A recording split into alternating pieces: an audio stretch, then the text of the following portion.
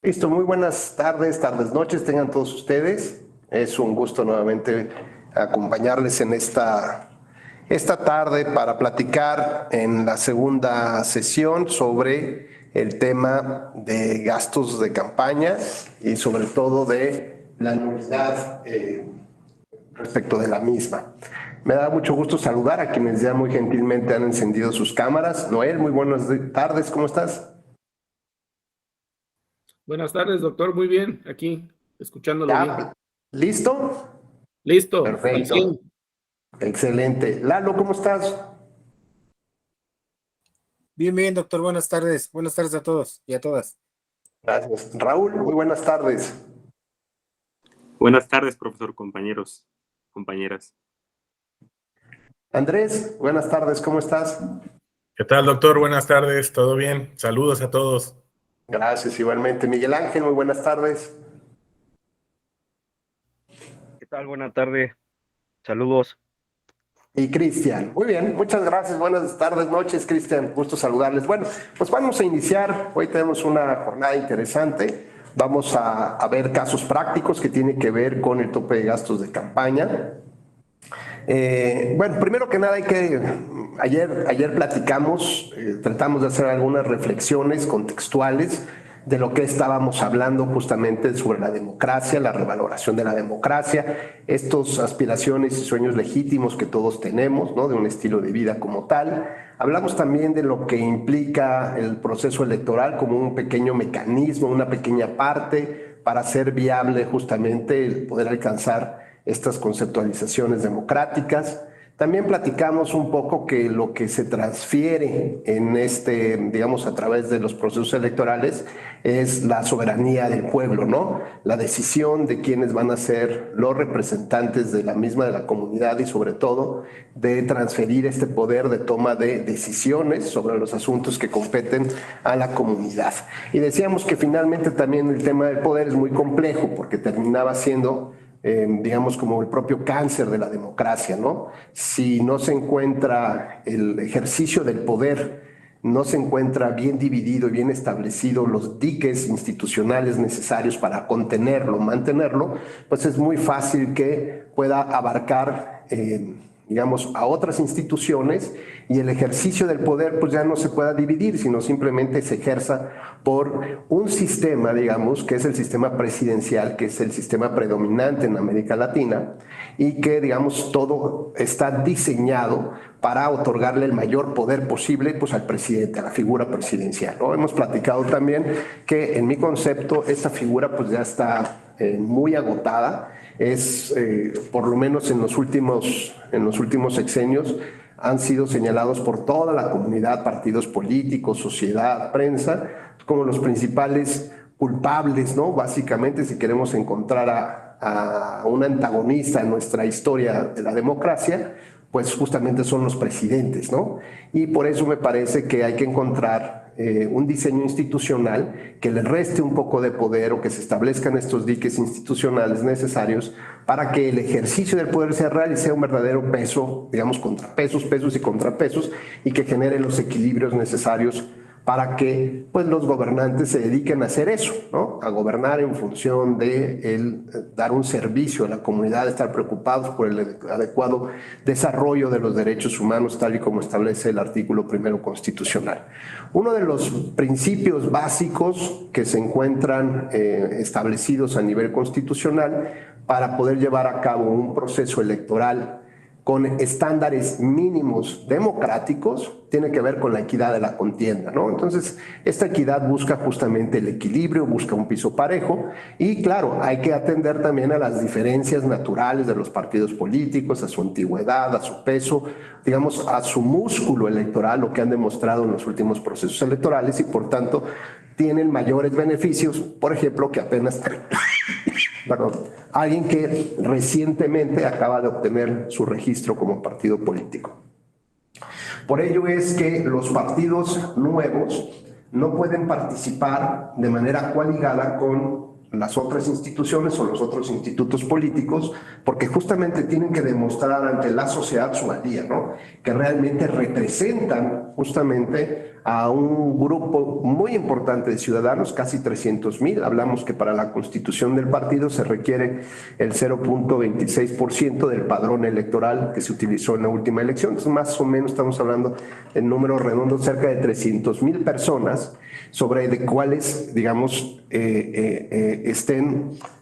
tengan como un común denominador y que necesiten encontrar vías de representatividad, vías de gobernanza. Platicamos también un poco, según recuerdo, que digamos, como el vínculo que existe entre la sociedad y el Estado, pues justamente son los partidos políticos, ¿no?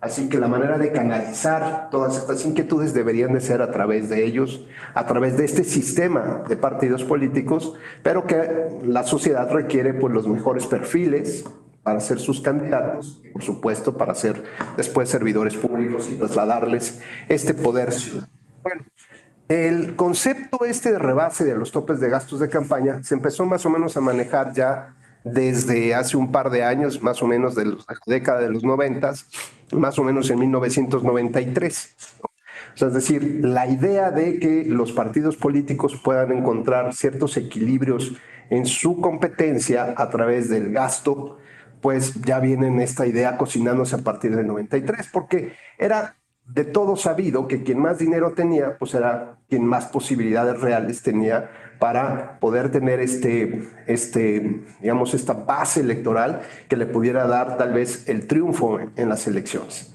Así que bueno, pues los partidos políticos de oposición empezaron, digamos, como a pelear este piso parejo a través del financiamiento, a través del acceso a la radio y la televisión, a solicitar también, por ejemplo, la inclusión del principio de neutralidad, esto es, que los funcionarios de gobierno no estén utilizando los recursos públicos o por lo menos, digamos, este papel que tienen en la sociedad de manera natural, de mayor influencia, para hablar bien o hablar mal de los candidatos o de partidos políticos. Así que el principio de equidad en la contienda va de la mano del principio de neutralidad y sobre todo de que los servidores públicos no utilicen los dineros justamente que se deben destinar para el ejercicio de las actividades que les corresponden, pues destinarlos justamente a promocionarse o a promocionar a otros partidos o denostar a otros partidos políticos. Así que bueno, pues desde esto lo tenemos como estas ideas a partir del año 93 y en el 96 se empiezan a establecer cuáles son los límites que debería de existir de gasto en los procesos electorales. Se empezaron a establecer como las fórmulas necesarias para determinar cuánto debería de ser el tope a los gastos de campaña de la elección presidencial, de una senaduría, de una diputación y por supuesto para las elecciones locales le competiría a el poder legislativo local justamente determinar cuáles son estos alcances dependiendo pues del número de población. Pues ya se podrán imaginar ustedes la complejidad de poder conseguir, de transportarse, de moverse en el propio territorio, las vías de comunicación, en fin, una serie de factores que más o menos fueron definiendo los, digamos, en estudios, cuáles serían los elementos necesarios a considerar para poder establecer un tope, un límite de gasto de campaña, que en algunos casos puede ser totalmente exagerado, otros pues no tanto, ¿no? A lo mejor para otros es muy poco, 80,000 pesos en una campaña de presidente municipal, cuando ordinariamente a lo mejor tenías 60 días de campaña, ¿no? Pues, ¿no? El primer fin de semana ya te quemaste los 80,000 pesos, ¿no? Con la apertura y el cierre, tal vez. Y esto, bueno, pues complica un poco el tema en razón de que a veces pareciera que estos topes no se van actualizando en función de las condiciones necesarias. O bien, a lo mejor quien está en el gobierno, ¿no? Quien tiene a su cargo también la mayoría del poder legislativo, pues puede establecer topes de gastos de campaña altísimos para la gubernatura, porque saben que los otros partidos no podrían alcanzarlo y ellos pueden destinar recursos de muchos lados o conseguir dinero para poder financiar justamente todas estas campañas. Esta idea de el dinero es lo que gana en las elecciones, pues no necesariamente fue así. Y sobre todo porque, bueno, pues hemos visto a lo largo de la historia que se han dado digamos, esta alternancia del poder, y no necesariamente quien tiene más dinero o gasta más dinero necesariamente termina ganando las elecciones. Ahora, bueno, vamos a platicar un poco, voy a presentarles, hacer aquí una...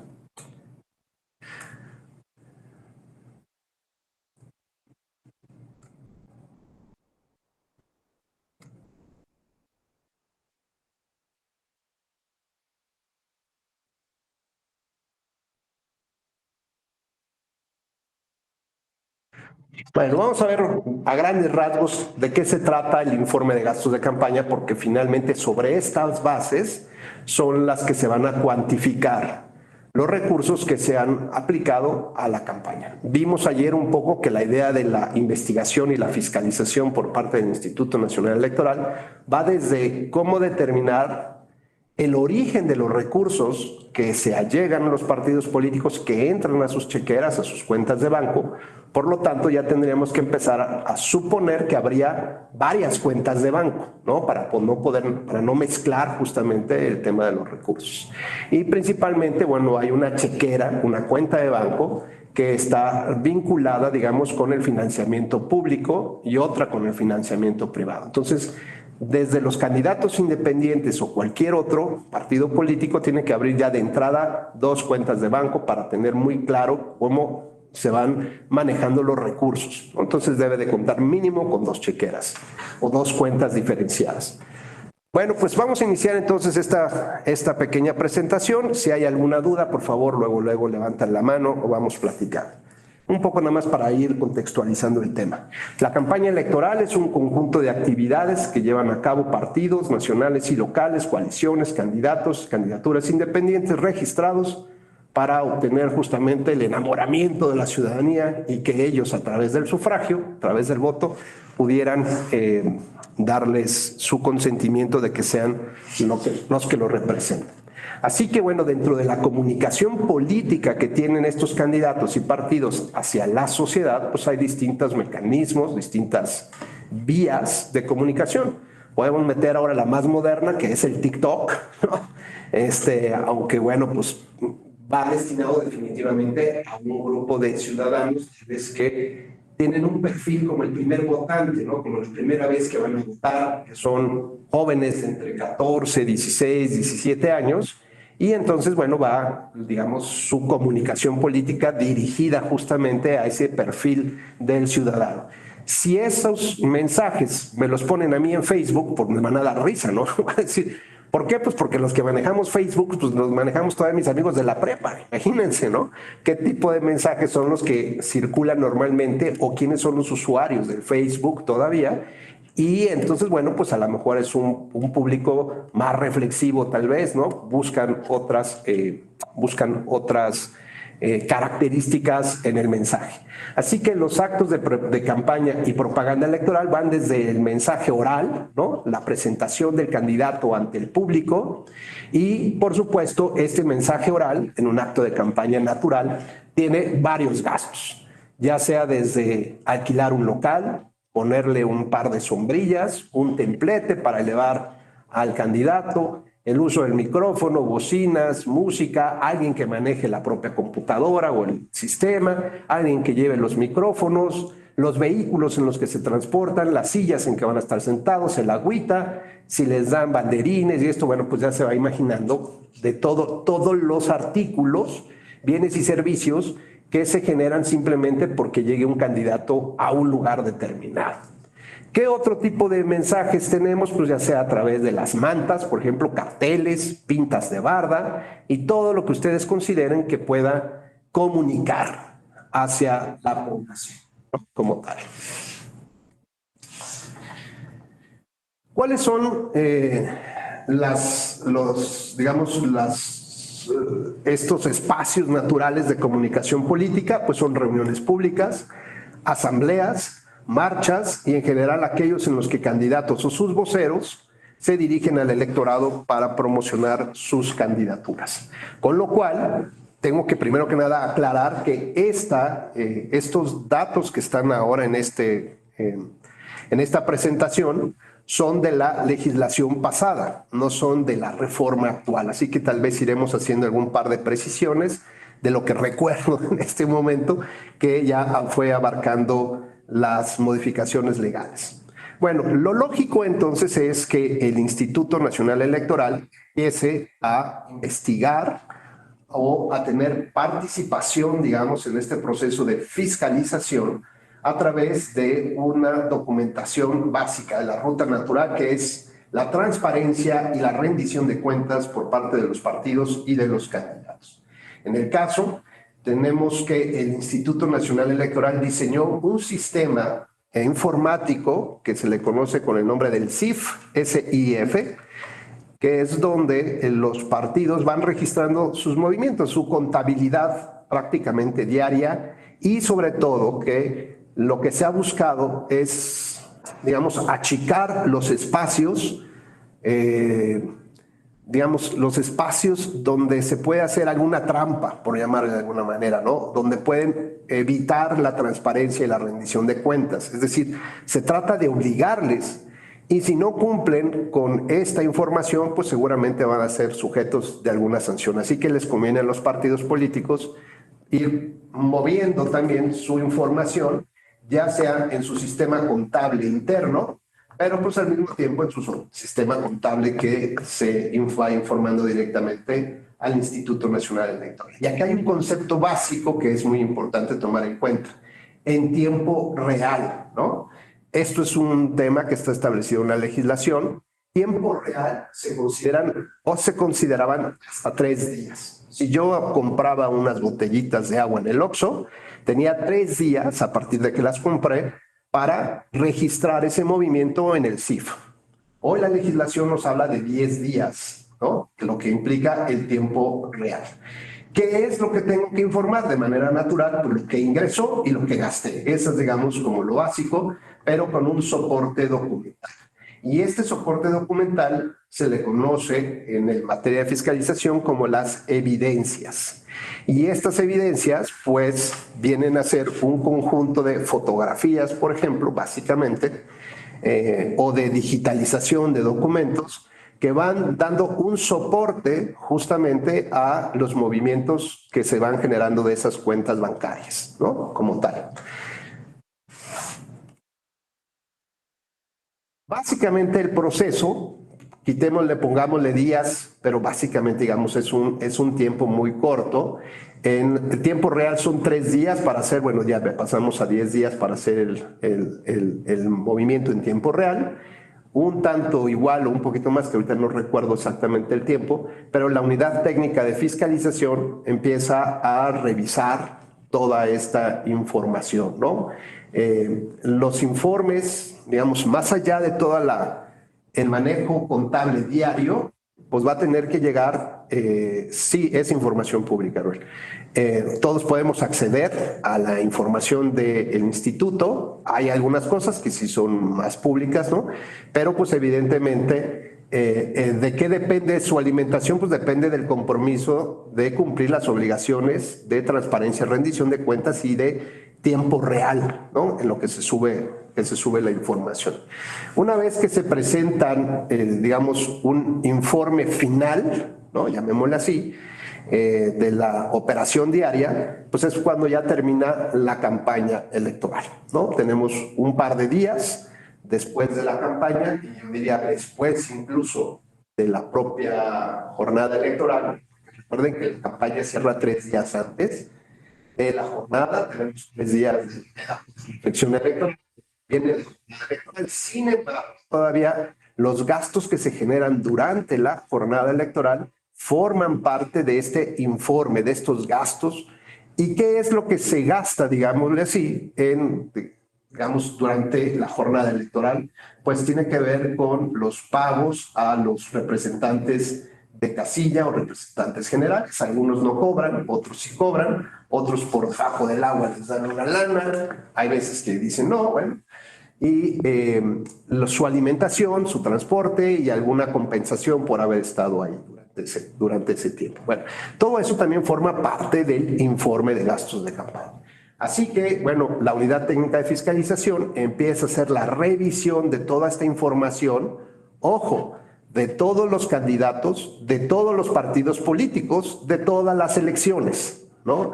Esta revisión la tiene el Instituto Nacional Electoral, con lo cual imagínense la elección del 24, los gastos de presidencia de la República de todos los candidatos, de todos los partidos, más los 300 diputados, los 300 candidatos a diputados de todos los partidos políticos, y a esto todavía le sumamos los senadores, los gobernadores, las legislaturas, ¿no? En esta fase de candidatos como tal, ¿no? Así que es un mundo de información la que tiene que manejar la unidad técnica de fiscalización.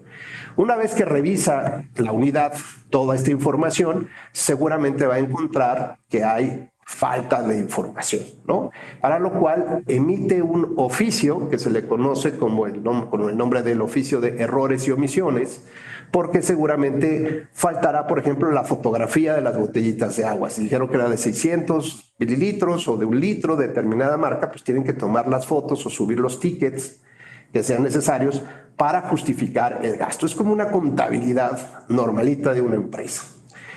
Después, los partidos políticos tendrán, una vez notificado este oficio de errores y omisiones, un término brevísimo. En la legislación anterior eran de 10 días para poder subsanar todos estos oficios de errores y omisiones. Ya una vez que concluye esta respuesta, la unidad técnica tiene que volver a revisar las aclaraciones y emitir una especie de dictamen que someterá a consideración de la Comisión de Fiscalización, y a su vez esta lo pasará al Consejo General del Instituto Nacional Electoral a efecto de aprobar finalmente los dictámenes. ¿Hasta aquí vamos bien? ¿Alguna duda? Adelante, Miguel Ángel, por favor. Gracias, maestro. Buenas noches. Tengo una duda. Entonces, Sí. ¿podríamos decir que esta facultad de fiscalización es exclusiva del INE y no de los institutos electorales locales? Es y correcto, en segundo sí. lugar, ¿a qué responde este criterio?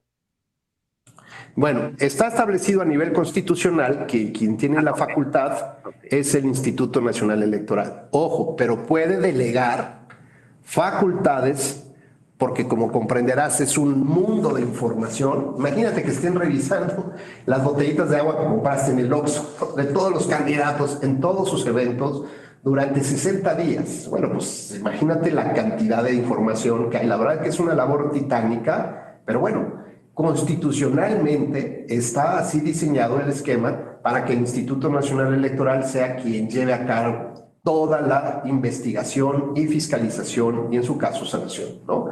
Esto no significa que no pueda delegar funciones en los OPLES como elementos auxiliares, ¿no?, en el apoyo justamente de ello.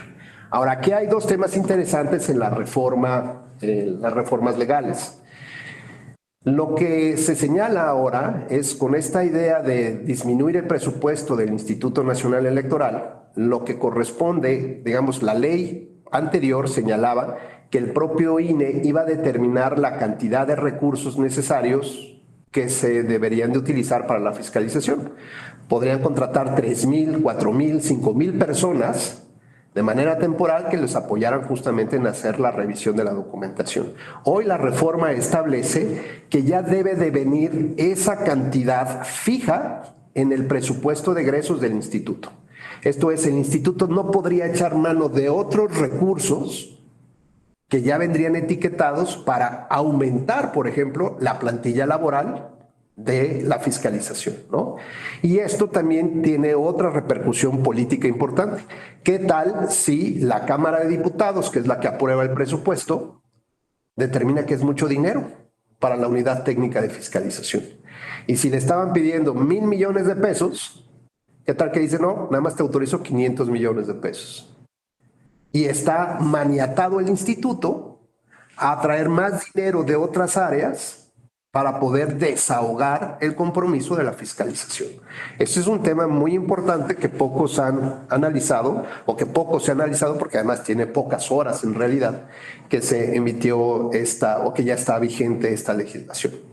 Ese es el primer tema que hay que considerar. Antes el INE sí podía distraer, en el buen sentido de la palabra, recursos necesarios para la unidad técnica de fiscalización, lo que considera relevante. Hoy no. Hoy tiene que estar diseñado ya la cantidad precisa y justificada y tiene que estar autorizada por la Cámara de Diputados. Si les rebaja el presupuesto ahí, pues mayor problema van a tener, porque no, si de por sí es complicada la fiscalización, pues ahora con mayor problema si es que no puede desahogar todo por cuestión de las lanas. Ese sería como el primer gran tema. El segundo tema que tiene que ver con esta reforma electoral implica que, o la legislación establece, que no es posible que los OPLES lleven a cabo esta actividad en auxilio del instituto, salvo casos verdaderamente excepcionales y que sean aprobados por una mayoría calificada de los consejeros del Consejo General del INE. Es decir, ¿por qué necesitaríamos que otras manos, que otras autoridades, las OPLES, nos apoyen? Pues esto puede ser parte de lo anterior, ¿no? Porque no hay recursos suficientes. Bueno, pues entonces necesitamos echar mano de otras manos que nos apoyen para hacer esta revisión. Y la propia ley establece que para los OPLES no pueden tener, digamos, en su diseño natural, no pueden tener algo que sea parecido a la unidad técnica de fiscalización.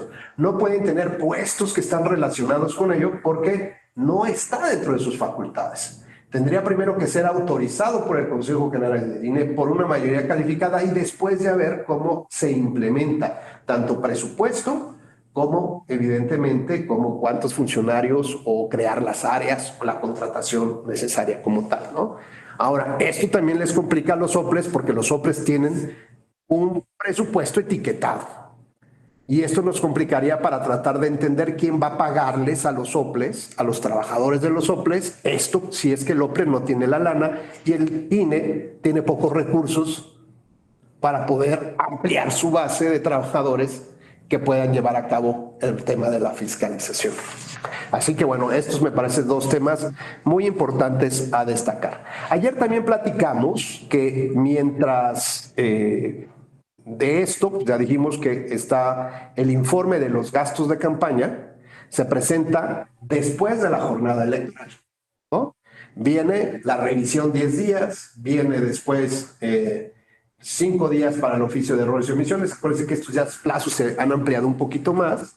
Luego viene la valoración por parte de la unidad, la elaboración del dictamen, pasar a comisión, aprobación de comisión y luego pasar al Consejo General a su aprobación. Bueno, pues esto se va alargando en el tiempo.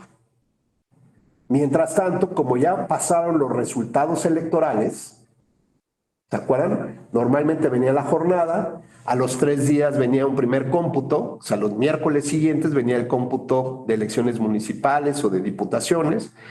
El domingo siguiente venían los cómputos generales, esto es de, por ejemplo, para la representación proporcional, diputados de RP, gubernaturas, ¿no? O la propia presidencia de la República, ¿no? Hasta el domingo siguiente. Después hay 3 días para impugnar, estamos, ¿no? 4 días, según las legislaciones tienen 3, otros 5. A nivel federal se tienen 4 días para impugnar. La reforma mantiene 4 días la impugnación. Entonces piensen que estamos hablando de una elección local y de una elección federal. Ya se presentaron las impugnaciones. El Tribunal Local ya empezó a conocer de ello. El Tribunal Federal probablemente pues ya también empezaría a las salas regionales a conocer de esas impugnaciones. Y en lo que están estudiando, todavía no se emite el dictamen consolidado del INE. Cuando empiezan las primeras resoluciones de los tribunales locales y las salas regionales, pues seguramente hay un agravio en la demanda que habla de que el partido o el candidato ganador rebasó el tope de gastos de campaña. Pero no hay pruebas todavía de ello porque la prueba idónea la tiene el INE y el INE sigue trabajando sobre esa información. Y incluso, todavía más, si ya sacó el dictamen consolidado, pues seguramente los partidos van a impugnarlo ante la sala superior. Con lo cual, pues la Sala Superior también tendrá su propio tiempo para desahogar las impugnaciones correspondientes. Puede ser que le ordene al INE, ¿no?, que revoque para efectos de que vuelva a estudiar, que valore, y el INE volverá a emitir tal vez otro dictamen, y sobre todo habrá la posibilidad de volverlo a impugnar sobre las cosas nuevas que están señalando, ¿no? Como tal. Con lo cual, las salas regionales están ahorcadas en el tiempo porque ya tienen que resolver los juicios relacionados con las elecciones, con los resultados electorales. Ya están conociendo también de las impugnaciones que hay a las sentencias de los tribunales locales, en lo que antes era el recurso de revisión constitucional electoral, antes, ahora con la nueva reforma, a través de otro medio de impugnación. Bueno, pues ahora ya también están siendo asfixiadas en los tiempos porque se está impugnando apenas el dictamen, ¿no? Entonces no hay una base para poder analizar el agravio como tal, y hay salas regionales que han determinado decir, pues yo, mientras no haya prueba idónea, yo no lo puedo conocer. Así que tendrías que esperarte a la impugnación ante la Sala Superior, pero es una impugnación a ciegas, porque realmente no sabes si con ese documento se va a acreditar que es la prueba idónea como para acreditar que hubo un rebase a los topes de gastos de campaña, ¿no? Entonces, hay un problema de oportunidad impugnativa de manera paralela, ¿no? Y que puedas tener, lo lógico sería que pues primero se resolviera en la materia de fiscalización, para que esa sea tu base de impugnación desde el tribunal local o desde las salas regionales que conocen en primera instancia, y después puedas llegar con bases argumentativas del por qué sí o por qué no estuvo, o sea, en qué se basó la resolución de las salas regionales para llegar, digamos, a la última instancia en un recurso extraordinario que se llamaba el recurso de reconsideración y que ahora se ha eliminado, pero existe también la posibilidad de impugnar. Como verán, entonces hay un desfase natural, no hay un diseño adecuado y por lo tanto la mayoría de las impugnaciones que están vinculadas con la fiscalización en el rebase de los topes de gastos de campaña, pues terminan, insisto, en argumentos creados sobre ciertas ficciones, sobre ciertas ideas, es que yo me puedo imaginar, pero no sobre un documento idóneo como tal. Ahora, supongamos, sin conceder que por alguna razón extraordinaria se tienen ya estos documentos idóneos, firmes y definitivos, donde se determina que tal candidato rebasó el tope de gastos de campaña, bueno, pues ahora sí, las autoridades jurisdiccionales tienen ya la posibilidad de hacer, ahora sí, otro análisis mucho más de fondo respecto de los agravios. Platicamos, antes de llegar ya a los casos concretos, platicamos que había dos tipos de financiamientos, ordinarios y el de campaña. El ordinario actualmente está sobre 6,000 millones de pesos y cuando se trata de una campaña presidencial se otorga un 50% adicional para el gasto de campaña, es decir, 3,000 millones de pesos más. Y cuando son elecciones intermedias, que no hay de presidente de la República o de gobernadores, por ejemplo, se dan el 30% adicional. No el 50%, sino solamente el 30%. Y por lo tanto, hay dos tipos de financiamiento, el público y el privado. La propia Constitución establece que debe prevalecer el financiamiento público sobre el privado, ¿no? ¿Esto qué implica? Pues que el Estado y la fiscalización pueden más o menos controlar, digamos, los montos que se reciben para no caer en estos absurdos como sucedió en alguna época en la que se daba mucho más dinero que el que se pudiera gastar, como ese tope de gastos, que lo platicamos ayer, ¿no? Un poco que los partidos políticos determinaron disminuirse el 60% de sus gastos de campaña, pero porque ese 60% fue absorbido por los tiempos de radio y televisión que de manera gratuita les otorga el Estado.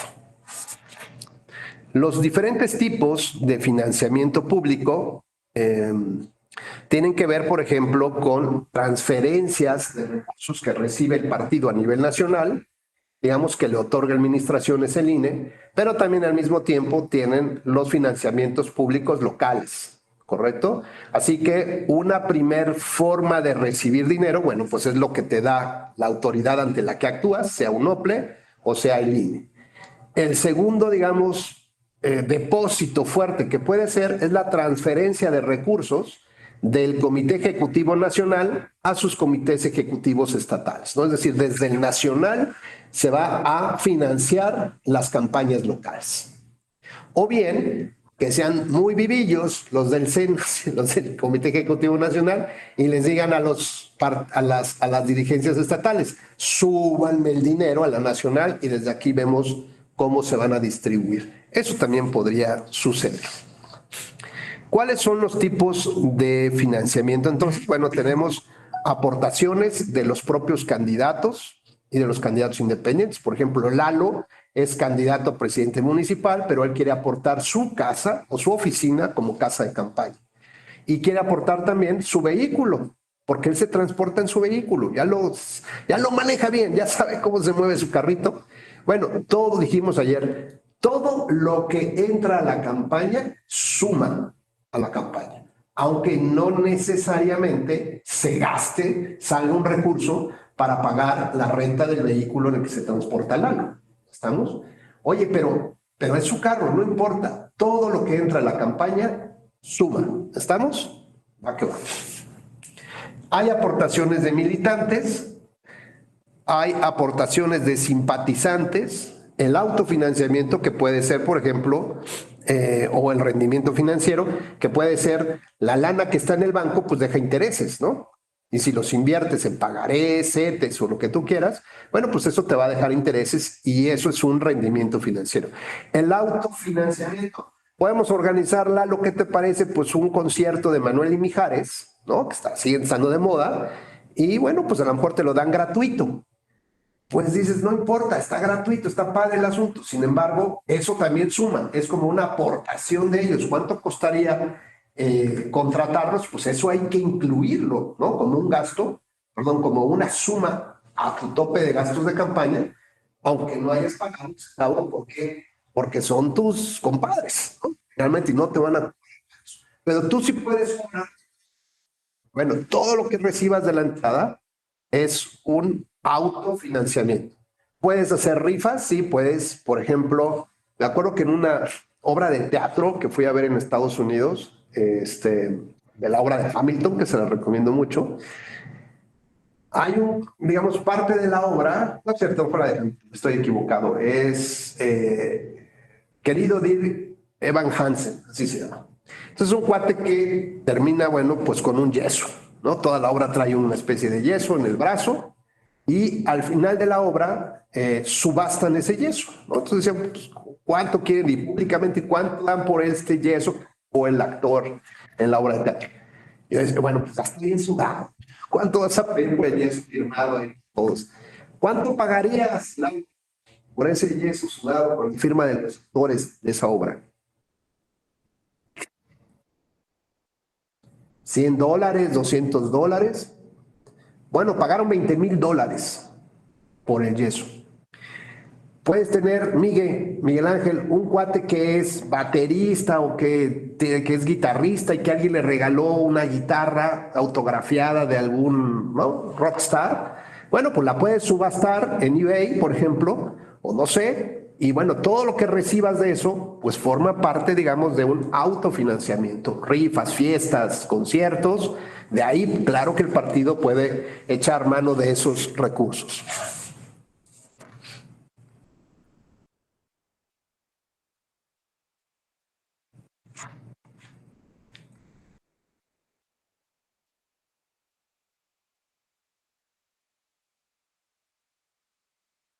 Bueno, aquí vamos a ver, por ejemplo, una tablita de qué es cómo va haciendo más o menos el informe, ¿no? Estos son los ingresos. Tenemos, pues, algo que es muy básico, ¿no? Las aportaciones del candidato, aportaciones de militantes, aportaciones de simpatizantes, rendimientos financieros, fondos fideicomisos, otros ingresos, transferencias de recursos locales, es decir, de lo que lo local nos envía al nacional. Y aquí, bueno, ya hablamos de 11 millones de pesos de un periodo anterior. En el periodo que se está reportando son 7 millones. Lo que vamos, digamos, estos son digamos, una campaña que dura 60 días. Normalmente los informes se presentan cada 30 días, ¿no? Básicamente. Entonces, digamos, aquí estamos hablando del último informe, ¿no? Del informe final, por llamarle así. Así que ya tenemos un parcial que ya habíamos informado que recibimos 11 millones de pesos.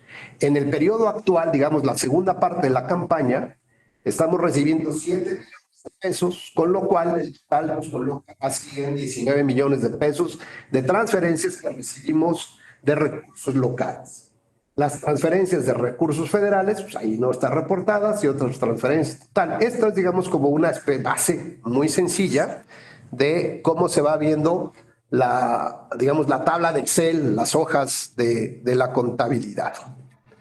¿Qué es muy importante? Pues el control de ingresos, que es lo que se está buscando, ¿no?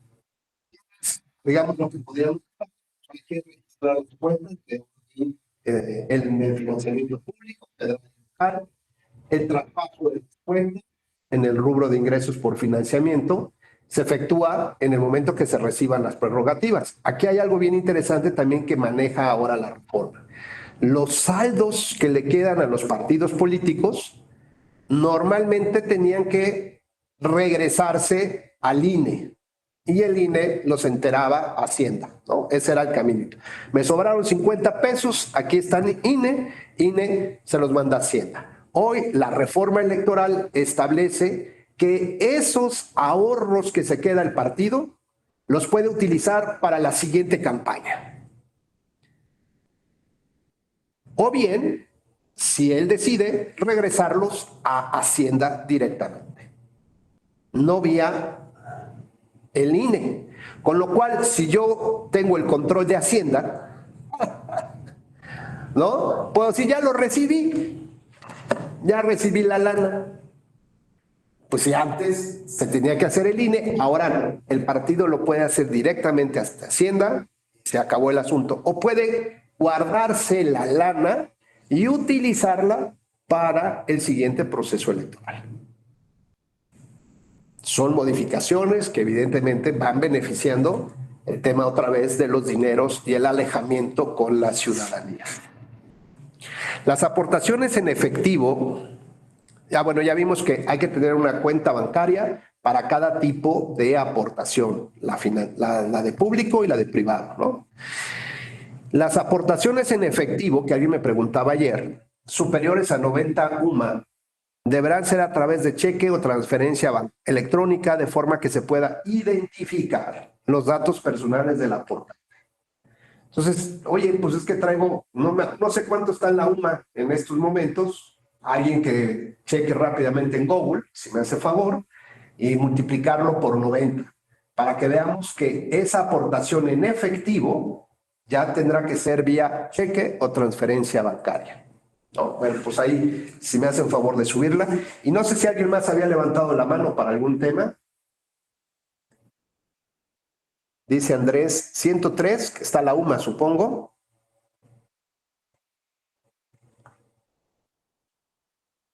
Ajá. Y eso, multiplicado por 90.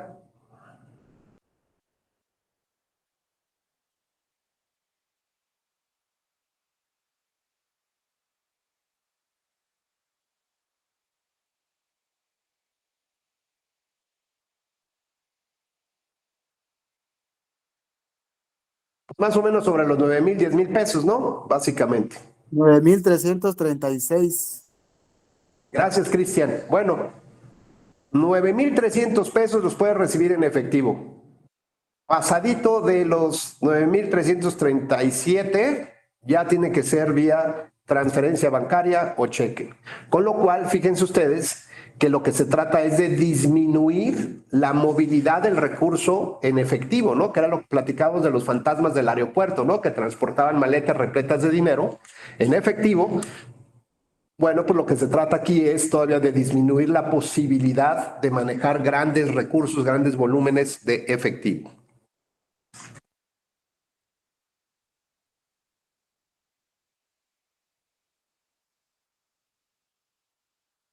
¿Cuáles son los ingresos? Bueno, pues ya vimos el financiamiento público otorgado a los sujetos obligados, transferencias en efectivo del CEN, de otros órganos del partido, aportaciones en efectivo realizadas por los militantes, simpatizantes. ¿Qué documentación de manera natural se tiene que aportar? Bueno, pues son cheques y transferencias, recibo, aparte un recibo interno del partido, la ficha de depósito. En el caso de las aportaciones en efectivo tendrá que venir la ficha de depósito, comprobante impreso, el recibo que le doy a esa persona que me depositó y una copia legible de su credencial. Como verán, el proceso de fiscalización intenta realmente llevar a cabo la identificación de dónde sale el recurso, cómo entra el partido político, para evitar que los partidos sean instrumento de blanqueo de capitales. ¿Ok?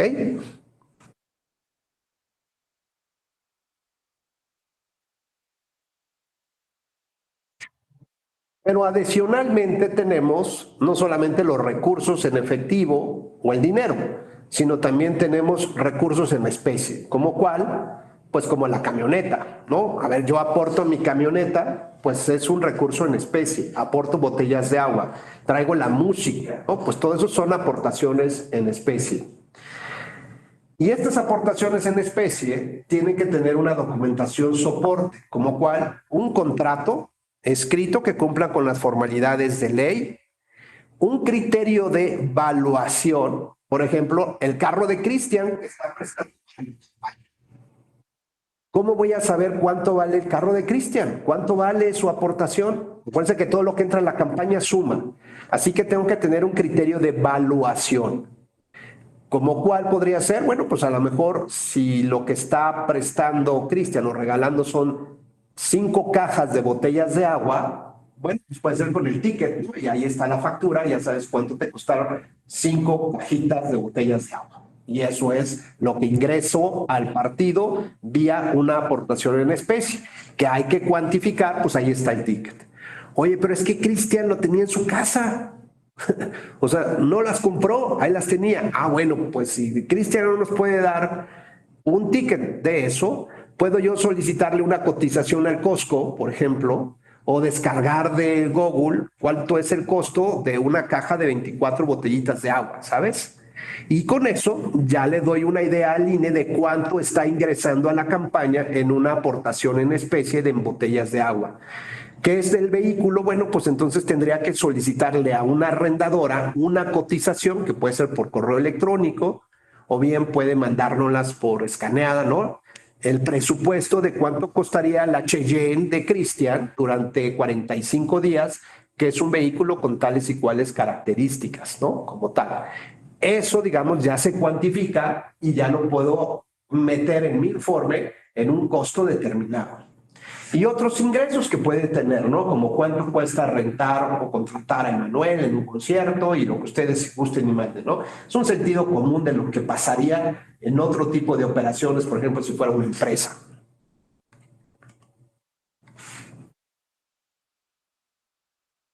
El autofinanciamiento, ¿qué puede ser? Bueno, pueden ser conferencias, espectáculos, rifas, sorteos, eventos culturales, venta de libros, bienes, propaganda utilitaria, ¿no? Pueden ser los peluches del AMLito, pueden ser gorras, tazas, playeras, ¿no? Y que yo pongo ahí como mercadito y la gente las puede comprar y eso ingresa finalmente. Es un ingreso de dinero, ¿no? Como tal. Estos controles por autofinanciamiento, pues evidentemente deben de tener características que soporten la operación. Se deberá reportar por separado en los informes mensuales, anuales o de precampaña o de campaña la totalidad de ingresos obtenidos y los egresos realizados con motivo de las actividades de autofinanciamiento, ¿no? No está permitida la colecta pública. ¿Por qué no? Porque no podemos identificar a los donatarios. Uno de los problemas, por ejemplo, que tuvo la constitución del partido político de Felipe Calderón y de Margarita Zavala, es que muchas de las aportaciones que se hicieron fue a través de una aplicación de unas maquinitas, ya ven ahora, ¿no? Que son como anaranjaditas, ¿no?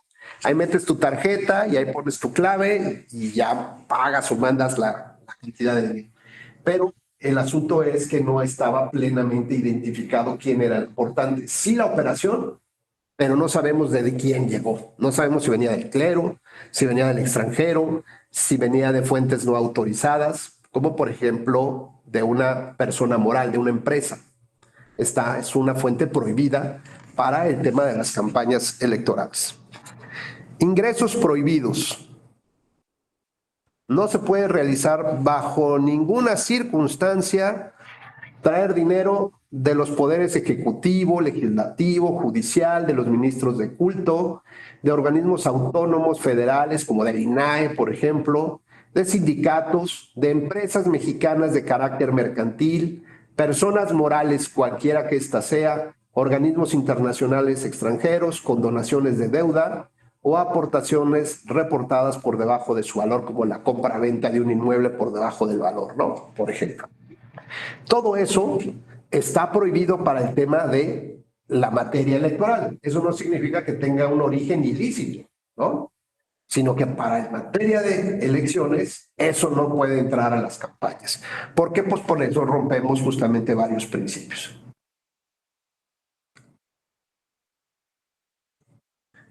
¿Cuáles son las actividades, digamos, que se financian de manera natural en la campaña? Gastos de propaganda, gastos operativos, pues necesitamos que personal llegue, ¿no? Finalmente a desdoblar las sillas, a colocarlas, ¿no? Todo lo que implica la operación de la actividad de una campaña, transporte, gasolina, etcétera, etcétera. Gastos de propaganda en diarios, revistas, medios impresos, la producción de los mensajes de audio y video, por ejemplo, para Facebook, para Twitter, pues a lo mejor tiene un costo. Si es una imagen con un dron, ¿no? Desde alto, pues implica rentar el dron, rentar el que maneja el dron, y además puede tener edición de video, porque le pusieron música. ¿O qué tal que le pusieron, por ejemplo, le crearon una canción al candidato, el corrido del candidato, ¿no? El corrido de Raúl. Bueno, pues eso tendrá un costo. Oye, pero es que me lo hizo mi primo que es Cristian, ¿no? Cristian es cantante natural y él me regaló, bueno, ¿cuánto costaría justamente que alguien te hiciera una canción? Oye, pero es que no puedes ahí evaluar más Bueno, pues tendrías que tener algún parámetro de evaluación de más o menos cuánto cuesta que te creen una canción. O un jingle, ¿no? Simplemente la musiquita que estás utilizando en toda tu campaña. Los gastos realizados en los espectaculares o en el cine también, la propaganda en internet y gastos realizados a través de encuestas y estudios de opinión. Oye, pero ¿cómo voy a saber cuánto se gastó en internet? ¿Ustedes saben cuánto cuesta? O sea, ¿cómo se hace esto? ¿Cómo se investiga esto? ¿No? Bueno, a ver, vamos a ver rápidamente.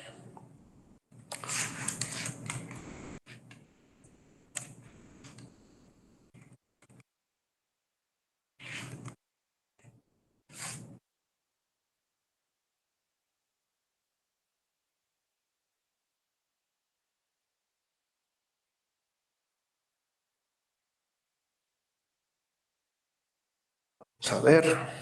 Voy a dejar de compartir para presentarles otra pantalla.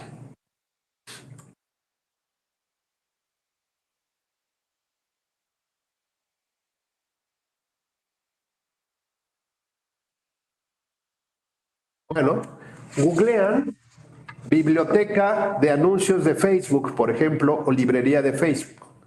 Y les va a aparecer esto. Esto lo tengo ahorita en tiempo real, ¿no? Entonces, buscar anuncios. Establece tu ubicación. Pongo que está México. ¿Qué categoría de anuncio quiero ver? Y me interesa temas sociales, elecciones o política. Vamos a buscar, por poner un ejemplo, ¿cómo se llama la candidata? Un candidato que esté ahorita en elecciones o cual, que ustedes quieran, un candidato, vamos a ver, José Antonio Meade.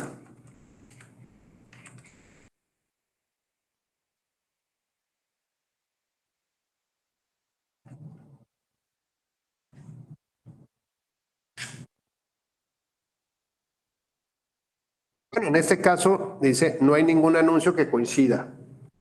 Entonces vamos a ver, ¿Delfina qué es? Vamos a pedir a la maestra Delfina Gómez.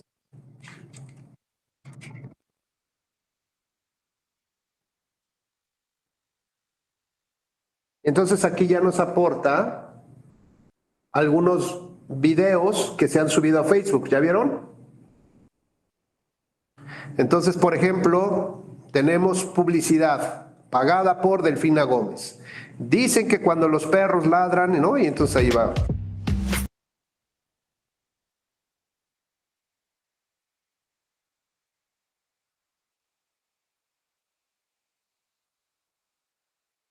Dicen que cuando los perros ladran es que vamos avanzando.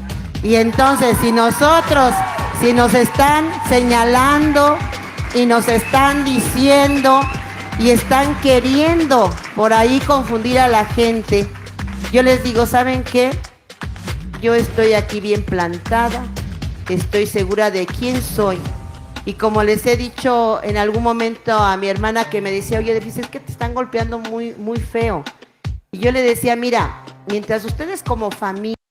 Bueno, pues ahí está el video, ¿no? Ahora, ¿qué es lo que está reportando aquí Facebook? Entonces nos dice que este video actualmente está inactivo como publicidad, que se subió el 2 de febrero en plataforma, categoría, identificador del anuncio. Ya vienen ahí su número de identificación. 10 anuncios usan este contenido y texto. Vamos a ver detalles del resumen. Importe del gasto. ¿Cuánto se gastó en este video contratado en Facebook solamente?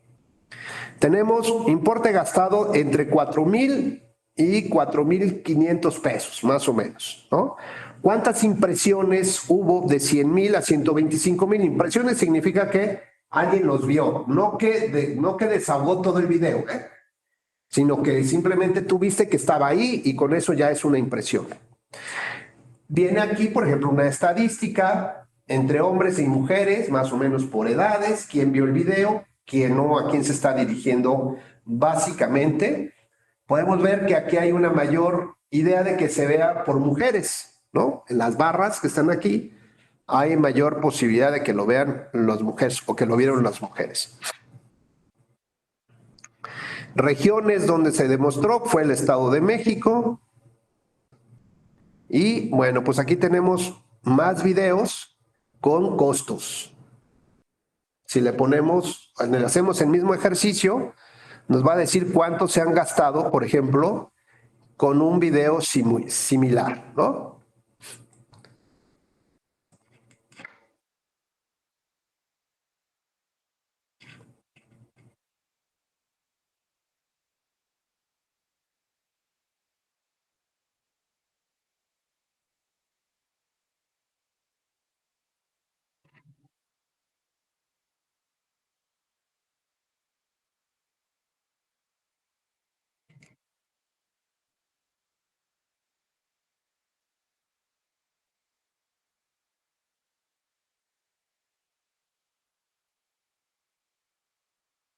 La maestra Delfina es una mujer orgullosamente morenista.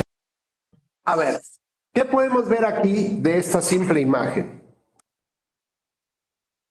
Pues vemos una pantalla con cierto La maestra color, Delfina con movimiento, con letreros, con imagen, con una letra específica que dice Delfina. es una mujer orgullosamente morenista. Con lo cual hay una edición de video. ¿Estamos todos de acuerdo?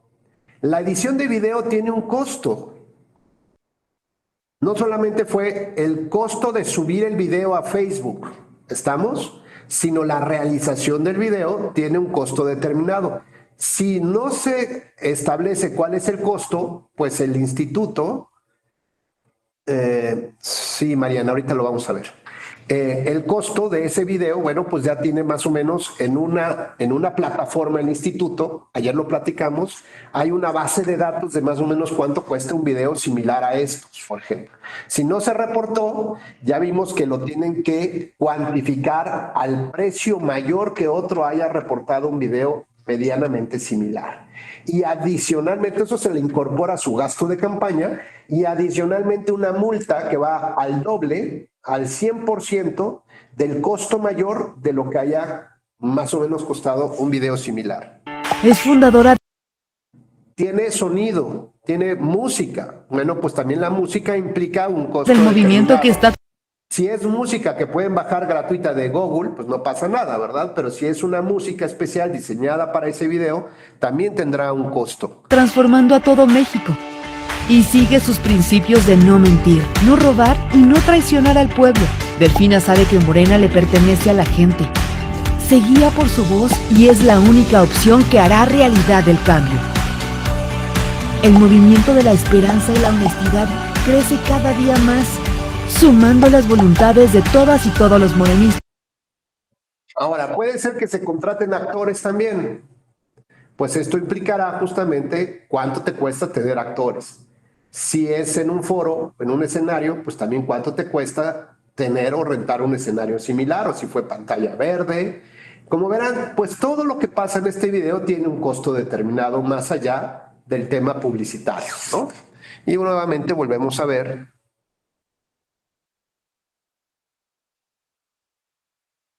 Aquí, por ejemplo, estuvo más equilibrado entre hombres y mujeres, pero se gastó entre 20,000 y 25,000 pesos, por ejemplo. 1,000 personas, digo, 1,000,000 de personas vieron este video, o sea, no significa que lo hayan corrido todo, ¿no? Sino simplemente vieron que estaba ese video en sus redes, en su Facebook, ¿de acuerdo? ¿A dónde se dirigió? Pues justo aquí en el Estado de México, ¿no? Y ahí se establece, bueno, si está inactivo, si está activo, si está circulando. Por ejemplo, es una manera en la que podemos constatar cuánto están invirtiendo en publicidad en redes sociales. Y sobre todo verificar si también lo están informando. Si no lo han informado, pues seguramente será materia de una queja por no ser transparentes y por no rendir cuentas. Y por lo tanto, la autoridad electoral, ya sea que a través de que ella hace su monitoreo en redes sociales, lo detecta, entonces le dice al partido, oye, pues encontré 400 videos, dime qué onda con estos videos. Ah, bueno, pues tengo 5 días para subirlos, para reportarlos y poner las evidencias, y las evidencias tendrá que ser colgar los videos para que vean el costo que tuvo. Pues a lo mejor el contrato, dice, es que es parte de un contrato que tenemos con una empresa publicitaria que se va a encargar de hacer todos los videos, y le contratamos 500 videos. Y el costo, pues ya está, son 10 millones de pesos. Y ahí está determinado. Bueno, pues entonces se supondría que estos videos forman parte, digamos, de ese contrato grande sobre los videos que van a trabajar alguna empresa determinada. Pero lo importante es que se reporten como tal. ¿Hasta aquí vamos bien? ¿Sí? Bueno, entonces me regreso entonces a nuestra presentación anterior.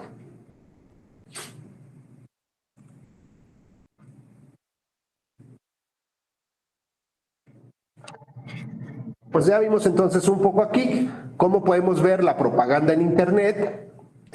Su compañero nos preguntaba en otras plataformas, pues ahí sería interesante saber también, entrar a buscar la información de ver cómo se puede solicitarla, ya sea en TikTok o en otra, en Twitter o en otra plataforma o red social como tal. Los gastos realizados en encuestas y estudios de opinión, pues también ya los tenemos ahí.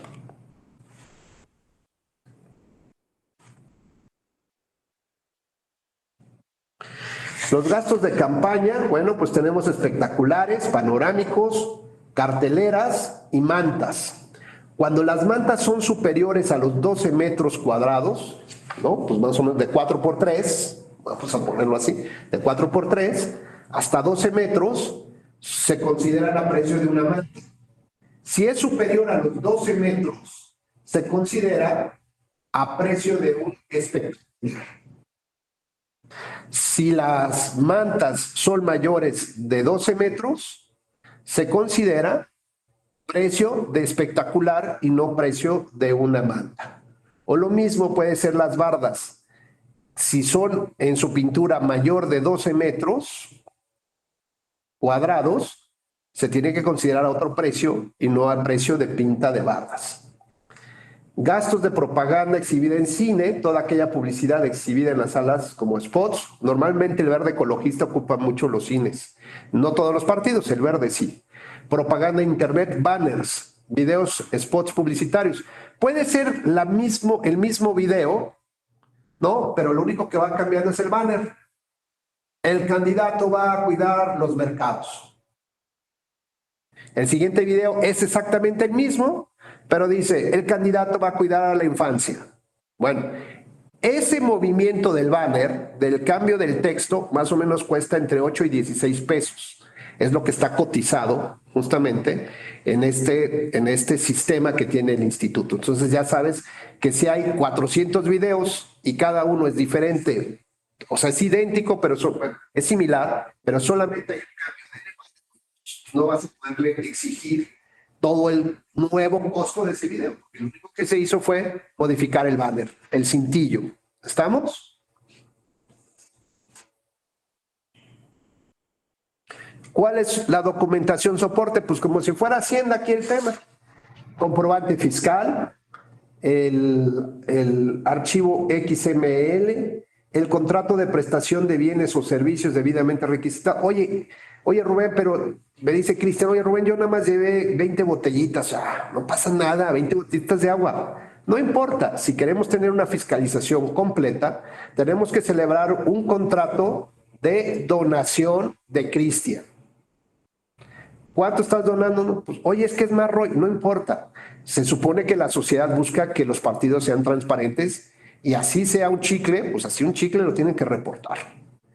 Tiene que elaborarse el contrato de prestación de servicios.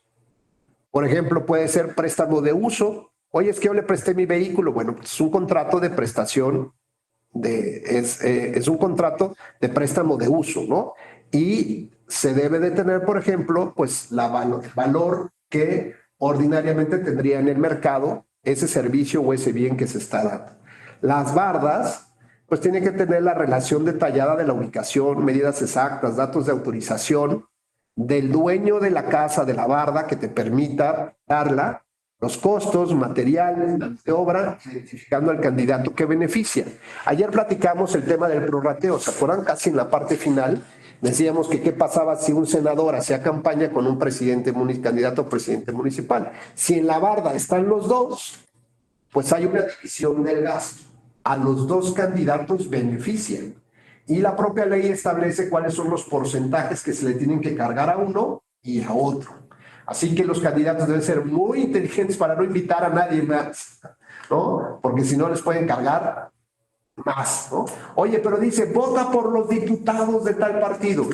Pues entre todos ellos se distribuye el gasto de esa barda y eso es un prorrateo.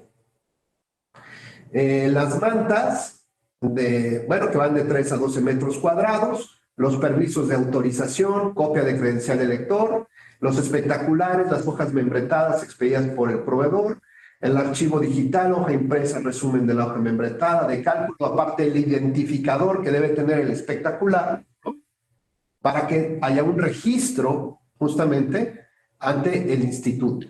Los gastos operativos, bueno, pues tiene que ver con todo lo que puedan documentar, las evidencias fotográficas, cheques, transferencias, contratos y los comprobantes fiscales necesarios. La propaganda en espectaculares. Toda contratación hecha con las empresas propietarias o concesionarias dedicadas a renta de espacios, colocación de anuncios espectaculares vía pública, o los que se encargan de el diseño, producción, manufactura de la publicidad. Además deben conservar y presentar muestras o fotografías de la publicidad utilizada. Estas son las evidencias que deben de incorporarse en el CIF, ¿no? Ya una vez así como carga tu archivo, pues ahí tendrá que venir justamente toda esta evidencia. ¿Hay clasificación de propaganda? Sí. Hay propaganda genérica, conjunta y personalizada. Genérica, como puede ser que pues nada más vienen los colores del partido o las siglas del partido. Dice PRI. Y todos sacan la banderita del PRI o del PRD. O viene el logo del PRD, el sol azteca, ¿no? Bueno, pues esa es propaganda genérica, porque no beneficia a un candidato en particular. Oye, ¿puedo ocupar la propaganda que quedó de las elecciones pasadas? Claro, siempre y cuando la hayas reportado, porque en este nuevo arranque de campaña se ve que llevan 500 banderitas y matracas, no sé cuál, pero no las reportas, pues te las voy a cargar. Claro que tendrá que venir una aclaración y decir, oye, es que no me las puedes cargar en este ejercicio porque ya tenemos la anterior. Entonces en el capítulo de observaciones del CIF tendrás que decir, estos gastos genéricos de propaganda, o perdón, estos gastos de propaganda genérica están reportados en tal informe o en tal campaña, ¿no? O a lo mejor están reportados en el informe del CEN, porque el CEN hizo una contratación concentrada y no las distribuyó justo a todos los comités ejecutivos estatales para que las distribuyéramos a su vez a nuestros candidatos. O sea, se tiene que informar de dónde vino esa propaganda y ese recurso. La propaganda conjunta, bueno, ya la vimos, puede ser incluso de una coalición entre dos partidos políticos, y la personalizada, pues evidentemente la que está beneficiando a un candidato en concreto. Prorrateo según la legislación anterior. Fíjense bien. Si en la campaña o en la publicidad está relacionado el presidente y un senador, al presidente se le carga al candidato presidente el 40% y al senador el 60%.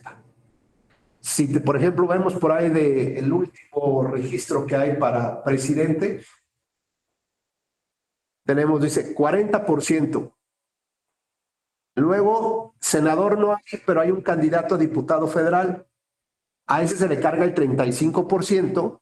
Y si hubo un candidato local, cualquiera que este haya sido, se le carga el 25%. Del 100% del gasto, el 40% se le carga a la candidatura del presidente o al gasto de tope, al máximo pues de topes de gastos de campaña del presidente, el 35% a un diputado federal y el 25% a un candidato local. Con esto, pues evidentemente, si es una gran campaña presidencial y te subes como presidente municipal ahí, pues seguramente ya te partieron el queso, compadre. ¿Por qué?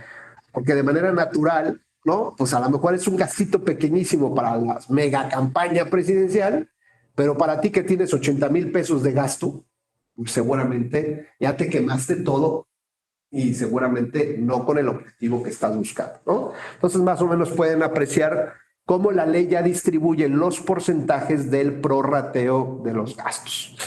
Ahora, si invitas a un diputado local, ¿no? Es que voy a ser candidato a presidente municipal, Lalo, ¿no?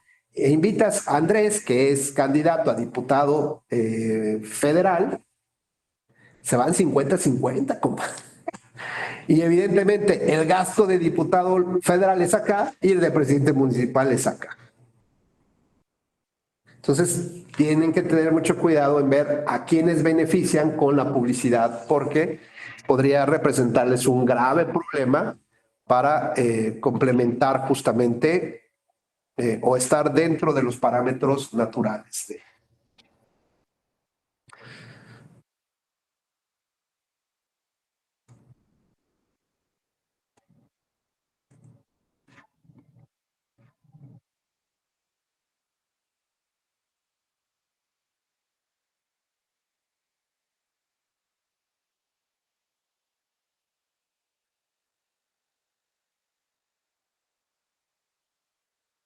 ¿Hasta aquí alguna duda o alguna inquietud que tiene que ver con este tema? ¿No?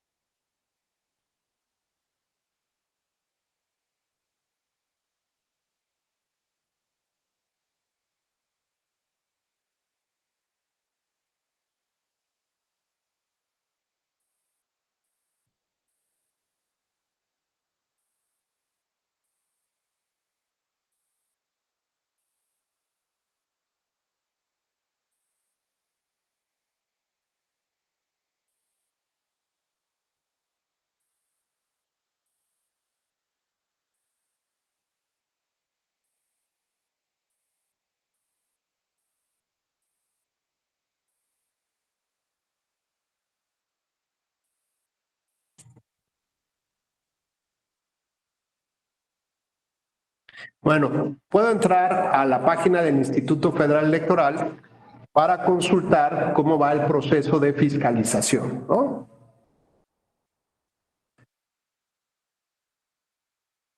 Tengo aquí el proceso electoral local ordinario 2022, 22, 23.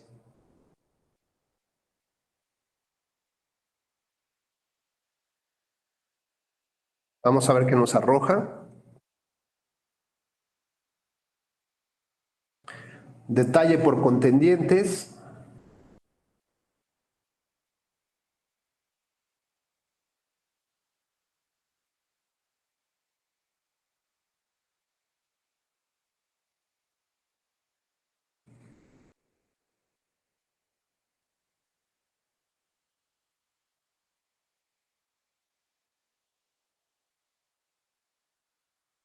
Y aquí ya nos empieza a arrojar cierta información. Ya tenemos aquí, seleccione el nombre del contendiente. Y aquí vienen pues todos los que están participando. Este caso es por gobernatura. Podemos seleccionar Estado de México. Bueno, aquí está Estado de México. Podemos seleccionar Coahuila.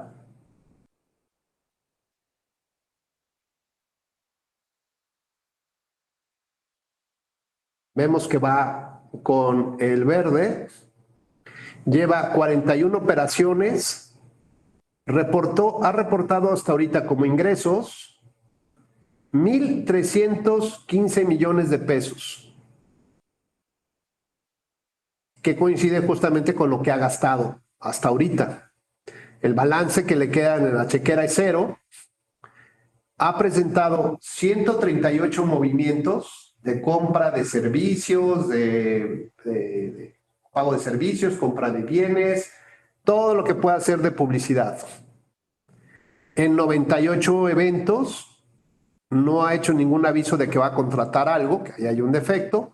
Registró una casa de campaña, no tiene todavía cuentas bancarias, por lo tanto va a ser multada por no haber presentado ante el INE cuáles son sus cuentas bancarias. Aquí ya vienen algunos datos generales. ¿Qué es cuánto ha gastado en producción de los mensajes para radio y televisión? Lleva 33,600 pesos. En propaganda, 154,000. En redes sociales, 238,000. En sus gastos operativos, 420,000. En la propaganda utilitaria, 462,000 pesos. El tope de gastos de campaña, mira, estaba yo equivocado, son 42, ha gastado como 1,5 millones, ¿no? Dije 1,000, perdón. El tope de gastos de campaña está registrado en 42 millones de pesos, casi 43 millones, es lo máximo que se puede gastar en las campañas, cada candidato en la elección a gobernador. El total de gastos es 1,300,000, así que todavía le queda de tope posibilidades de gastarse 41 millones de pesos, según lo que ha reportado, ¿no? Según lo que ha reportado. Así que transferencia de recursos locales, aportaciones de simpatizantes, etcétera, etcétera. Y aquí más o menos viene el desglose de cómo está llevando a cabo sus actividades. Los eventos tienen que reportarse 10 días antes de su celebración ante el INE para que pueda asistir un funcionario y dar fe justamente de lo que está pasando en ese evento. Según ella, en su reporte solamente ha tenido 11 eventos, ha cancelado 87, tuvo un evento privado, 97 públicos, pero la mayor parte de ellos están cancelados. Lo curioso es que de esos eventos, la mayor parte de ellos no han generado ningún gasto.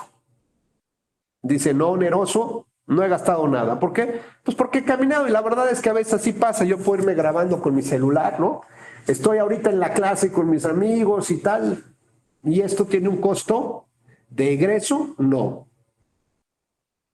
¿Que tiene que aportar ¿cuánto valió este celular? O sea, ¿cuánto cuesta hacer una filmación? Pues sí, digamos, tiene todo lo que entra a la campaña suma, pero no necesariamente estoy gastando en ese, sacando recursos para comprar un teléfono, para comprar la pantalla, porque eso pues ya finalmente está, ¿no? Y por supuesto que viene también otro apartado que está relacionado. Miren, por ejemplo, aquí los simpatizantes, aquí están los nombres que han aportado dinero en efectivo y todos menos de los 90 UMAS, ¿se fijan? Más o menos.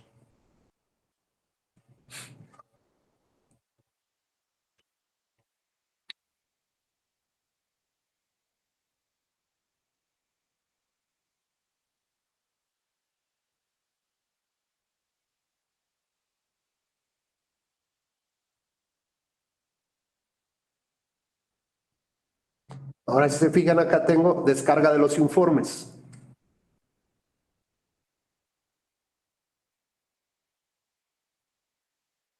Vamos a ver, tarda un poquito, pero vamos a ver si, nada más para que lo, me dice que no puedo acceder a este sitio.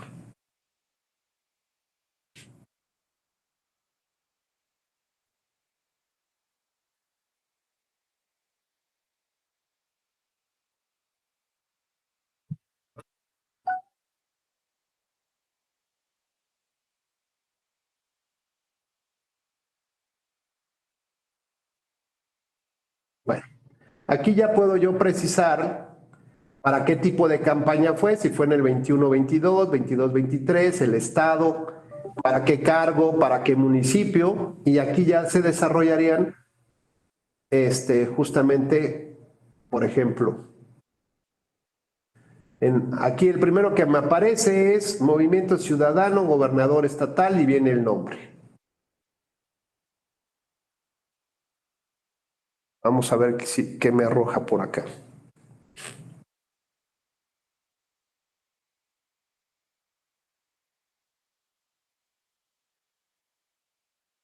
Tarda un poquito, hay que tener paciencia, ¿eh?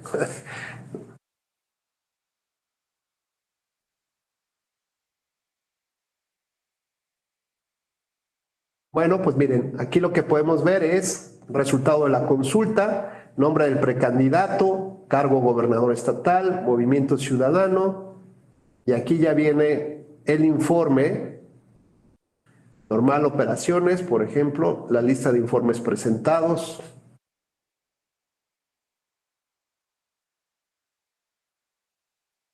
Las aportaciones de ministrante, proveedores, avisos de contratación, etcétera, etcétera.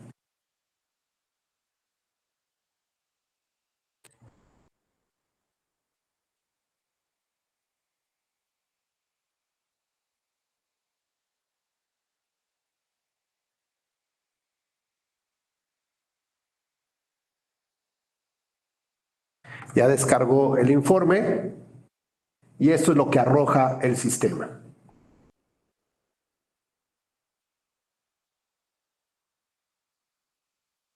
Aquí vienen los datos globales, total de ingresos, total de gastos, el saldo, el tope de gastos. ¿Cuál es la diferencia? Aquí todavía podía gastar 2 millones de los 3 billones pedidos como tope máximo, solamente gastó el 9.73%. O sea, gastó muy poquito aquí. Y aquí ya viene, bueno, todo el desglose de los costos. Se ve que aquí o no participó o pues prácticamente no tuvo mucha actividad como tal. Aquí vienen los ingresos, aquí ya vienen los gastos, pinta de bardas, miren, no reportó todo en cero. Bueno, y así sucesivamente podemos ir viendo de los informes que son aportados por los partidos políticos. Déjenme platicarles que, bueno, en una ocasión, un domingo, que era un día X, cierre de campaña, cerca de mi casa estaba oyendo yo la tambora ahí con todo lo que da, ¿no? Y era el cierre de campaña de un candidato. Entonces, bueno, pues yo escuché largas horas, ¿no? La música que retumbaba y entonces, por curiosidad, me metí a la página de internet Bueno, aquí en la página pues del informe de ese candidato. Y resulta que, o sea, ya después de que fui al Oxxo y todo esto y que me di cuenta qué grupo estaba tocando, pues no me acuerdo, que era un grupo de estos famosos, ¿no? No sé si, porque además hay como categorías A, B, C, ¿no? Entonces, dentro de una marca del grupo determinado, por ejemplo, los Tigres del Norte, pues a lo mejor tienen los Tigres del Norte categoría B, C o D, dependiendo de lo que quieras meterle de billete, ¿no? Así que bueno, pues ya fui a su informe y reportó el gasto de los 20 músicos que estuvieron durante 6, 7 horas dando lata, reportó el gasto de 3,000 pesos. ¿Y saben qué pasó? El INE se lo aprobó. Con lo cual yo decía, ¿cómo es posible que no esté llevando a cabo el proceso de fiscalización como debe de ser? Esto no cuesta 3,000 pesos ni de chiste. Y entonces empecé a indagar un poco cómo se lleva a cabo el proceso de fiscalización. Y entonces me llevé con una sorpresa no muy grata. ¿Por qué? Porque imaginemos la cantidad de candidatos que hay en una elección a nivel local y federal. Y la del personal que tiene el INE, aunque sean miles dedicados a la UTF, no pueden cubrir todos los eventos. Así que alguien me comentó, off the record, ¿no?, que lo que hacían era fiscalizar el arranque de campaña, el cierre de campaña. Prácticamente de todos los candidatos. Pero si tenían 80 eventos en la campaña, no los cubrían, porque no podían hacerlo. Los que sí podían cubrir más, pues eran como las candidaturas premium, presidencia, las gubernaturas, algunas diputaciones, algunas alcaldías premium, ¿no? Básicamente. Todo lo demás, tal vez al azar, decían, pues a ver, échate una vuelta a ver qué hay de este. Con lo cual, queda claro que no es posible que el instituto lleve a cabo de manera eficaz la fiscalización, sobre todo por el gran cúmulo de actividades que hay que revisar y que hay que fiscalizar. Y que además, tramposamente, el partido dice, te la cancelo, ¿no? Ya no vengas, pero sí lo celebro. Y así es difícil que realmente se pueda llevar a cabo este ejercicio de fiscalización. Y justo con la reforma, si les reducen el presupuesto, si los soples no pueden coadyuvar, tienes que contratar así como de inmediato. ¿A quién vas a contratar que sea un especialista en fiscalización? Pues va a ser cada vez más complicado. Bueno, estamos llegando ya, digamos, ya a la última parte que tiene que ver con la judicialización de esto que el Consejo General termina aprobando, ¿no? Ya vimos que hay desfases, que si bien la Constitución establece como una especie de alerta sísmica que el rebase a los topes de gastos de campaña conduce a la nulidad de la elección siempre y cuando se acrediten algunos extremos, ¿no? ¿Cuáles son los extremos que la ley y la jurisprudencia pide para decretar la sanción máxima en materia de nulidades? Bueno, la nulidad te establece varios obstáculos que tendrás que librar. El primero de ellos, o sea, tienes que demostrar con evidencias las conductas irregulares que quieres demostrar, ¿no? El fraude electoral, la compra de votos, la utilización de despensas, ¿no?, de programas sociales, o bien el rebase a los topes de gastos de campaña. Tienes que argumentarlo en tu demanda, presentar las pruebas y demostrar que esas franjas de la realidad que estás demostrando y sobre las cuales estás construyendo una historia, pues el juez te la va a comprar, ¿no? Si en las pruebas que estás ofreciendo y hay fotos y video de un cuate con una gorrita blanca, chamarra roja, afuera de la casilla, reunido con 5 personas a los cuales les está entregando dinero, y todavía tienes la confesión de parte de que efectivamente él les estaba entregando dinero afuera de la casilla, podemos tener dos versiones distintas. Una, la de la compra del voto, y la otra que pudiera ser que como había perdido su equipo favorito en el Super Bowl y los vecinos con los que había apostado quedaron de verse afuera de la casilla, ¿no?, pues ahí aprovechó para pagarle a sus compas pues la apuesta. Son los mismos hechos, son las mismas evidencias, pero se construyen historias diferentes sobre lo mismo. Lo importante es que entre cada hecho, ¿no?, que quieres acreditar, cada vez sea más cercano para que la construcción argumentativa, los puentes, sean más creíbles para la conclusión final. ¿Correcto? Ahora, los jueces no deben de chuparse el dedo, ¿no? O sea, esto no es como lo normal, pagando un impuesto. Bueno, pues entonces hay que conducta. Después de mostrar que esa conducta que está regulada en la ley como prohibida afecta un valor o principio democrático, como cual pues está rompiendo la equidad de la contienda, ¿no? Claro, no estás siendo transparente o no estás rindiendo cuentas y hay más dinero de lo normal en España que no está reportado. El objetivo de no cumplir esas obligaciones es alterar la equidad de la contienda y que tengas tú un beneficio adicional. ¿Estamos? Bueno, pues ya demostré que se está violentando la equidad. Ahora tengo que demostrar que esta es una implicación sustantiva, real, efectiva, fuerte, trascendental, no cualquier violación. O sea, porque podemos ya empezar a establecer una graduación entre una lesión leve, mediana o grave. Y puede ser una lesión que es leve, que está a punto de llegar a la mediana, pero no termina siendo mediana, pero dentro de la leve y mediana podemos también tener una clasificación. Así que podemos pensar que hay una clasificación en las graves de grave gravísimo, ¿no? O grave leve, grave mediano o grave gravísimo. Y me parece que los valores y principios se violan o no se violan. Con lo cual, bueno, tenemos que cambiar un poco la estructura, la mentalidad judicial y sobre todo esta historia que traemos de aplicación legislativa o del sistema legislativo, de cómo funciona cuando agarramos un punto de pruebas para decretar la pena máxima. Y cuando estamos llegando ya a ese punto, todavía la ley y jurisprudencia nos obligan a demostrar que en un escenario paralelo, en un universo alterno, esto hubiera cambiado la historia de las elecciones. De haberse quitado estas irregularidades, los resultados hubieran sido diferentes o el desarrollo del proceso electoral hubiera sido diferente. Si no demuestro eso en un mundo paralelo, no logro que se declare la nulidad de una elección, ¿no? Entonces, con eso se complica mucho el tema. Pero no solamente eso, tengo 4 días, como dijimos hace rato, para preparar una demanda, para sistematizar todo el material probatorio, para argumentar, para demostrar el impacto profundo que tuvo la violación en esos valores y principios democráticos y luego todavía crear un escenario paralelo, alterno, donde esas irregularidades, si no se hubieran dado, hubieran dado un resultado completamente diferente al del mundo real. ¿Cuándo vamos a anular una elección así?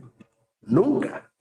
Y esto entonces nos implica pensar que tenemos que reestructurar las cosas, la forma de ver. Así que, como antes no existían parámetros para poder anular una elección por rebase a los topes de gastos de campaña, el tribunal o los tribunales tuvieron que inventarse un criterio y un criterio cuantitativo. Como por ejemplo, rebasé el tope de gastos de campaña de la cantidad que sea, en 10,000 pesos. ¿Eso cuánto representó? Pues a lo mejor el 1% de mi tope.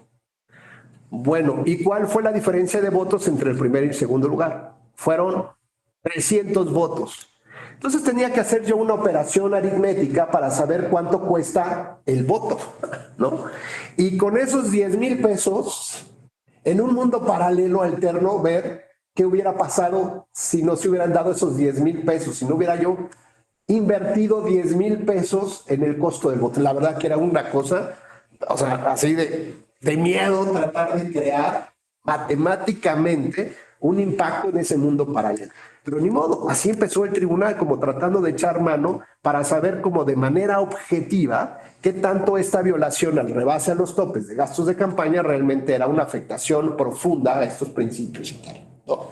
Afortunadamente en la Constitución ya se estableció una presunción de derecho en el sentido de que la violación ya es determinante, es decir, ya llegamos hasta el último brinco, ¿no? El mundo paralelo, alterno, para decir que esta violación es determinante siempre y cuando la diferencia de votos entre el primero y el segundo lugar sea menor al 1%. y que el rebase a los topes de gastos de campaña sea mayor del 5%. Bueno, entonces, en principio diríamos, rebasaste el tope en el 10%, la diferencia de votos es menor del 1%, se acredita esa presunción de derecho de que esa violación, esa irregularidad es determinante para el resultado de la elección. Bueno, entonces así más o menos empezamos a trabajar.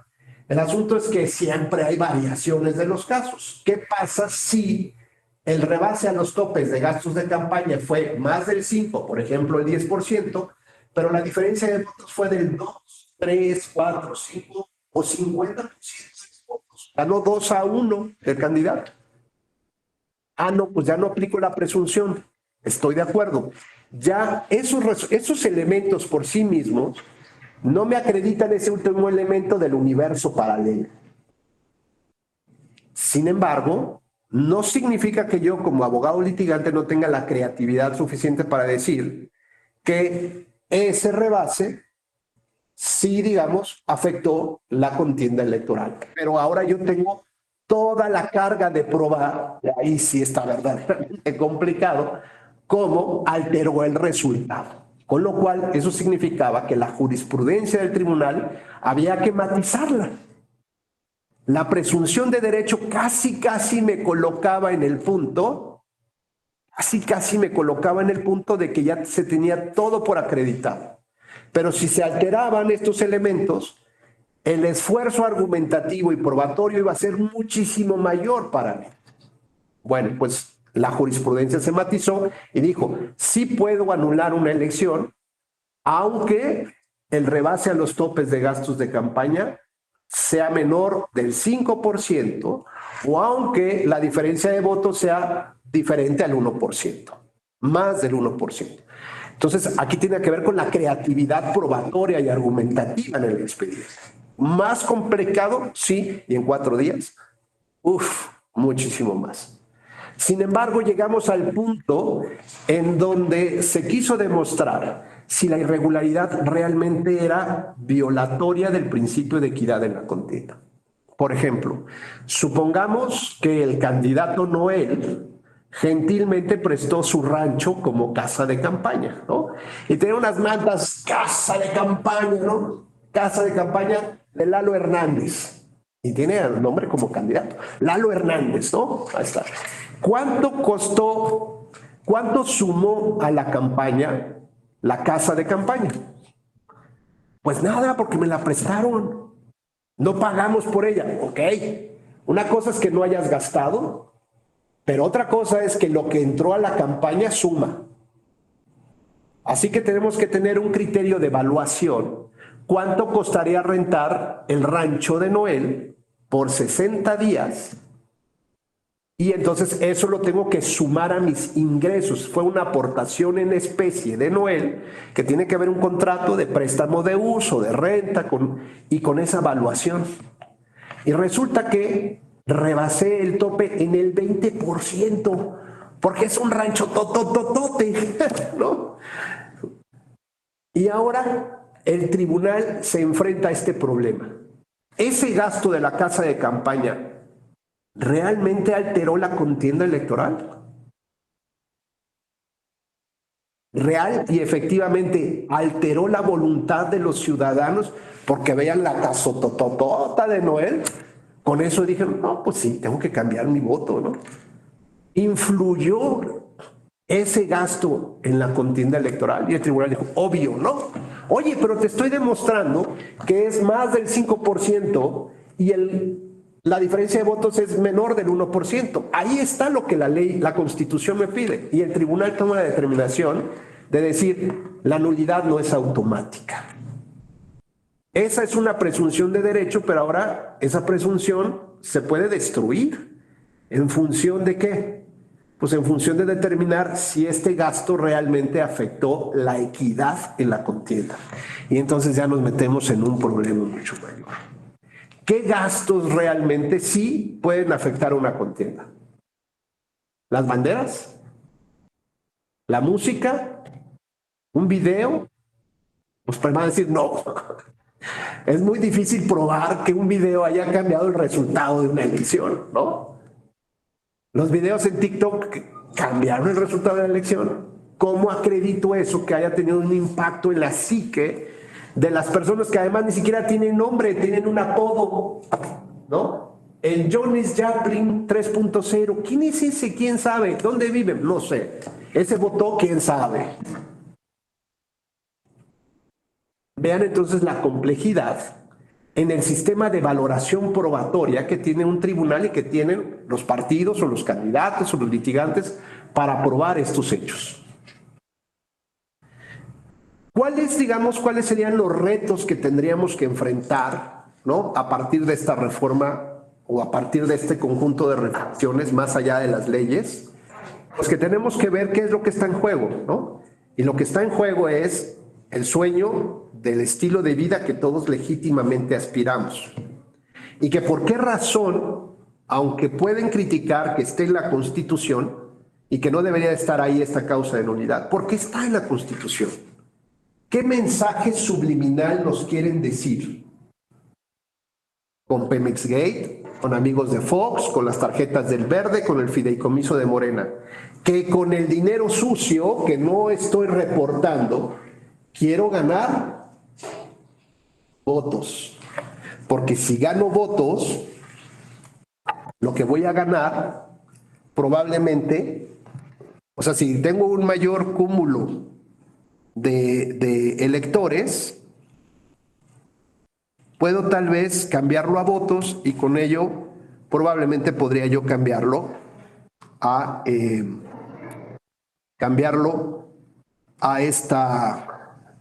digamos, al deseo de obtener el poder, ¿no? Déjenme ver si les puedo poner algo por acá.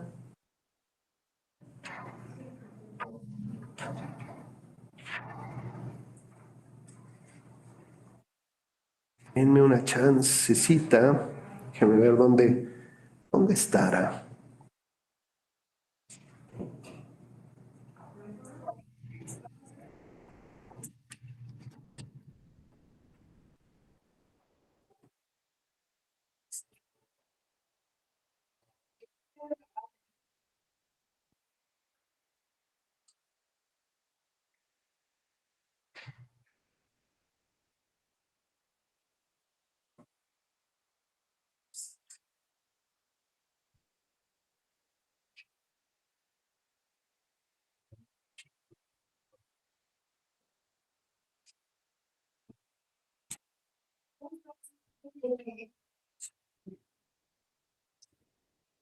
Déjenme ver rápido para que también tenemos unos minutos.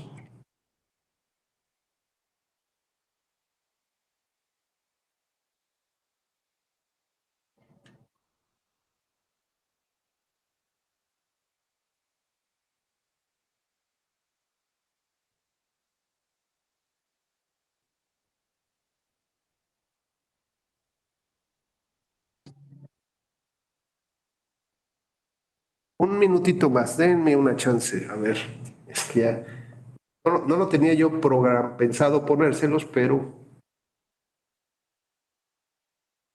a ver si entre todos mis archivos termino encontrando eso.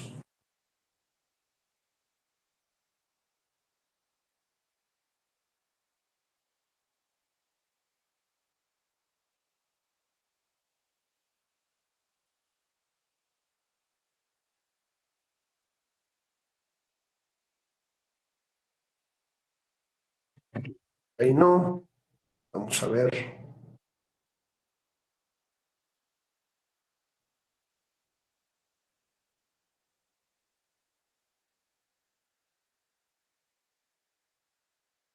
Un minutito más, un minuto más.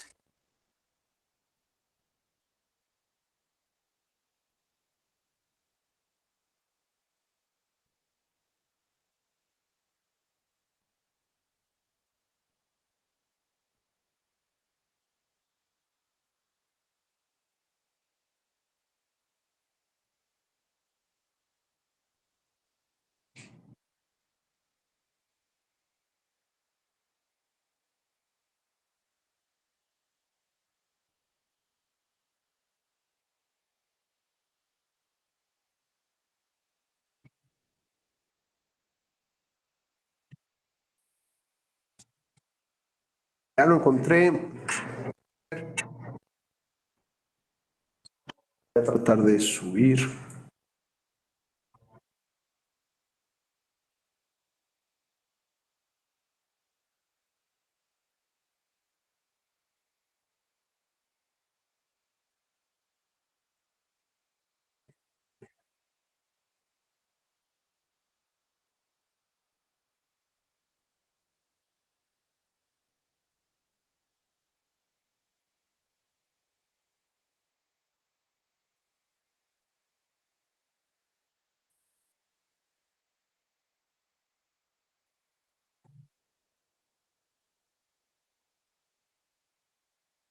Está muy largo.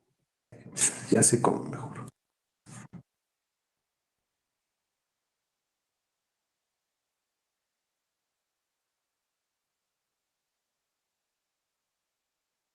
Más rápido. Yo voy aprendiendo estos temas, pero ahí vamos.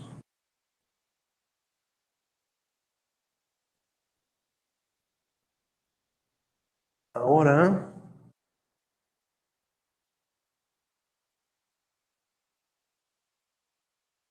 vamos a presentar pantalla.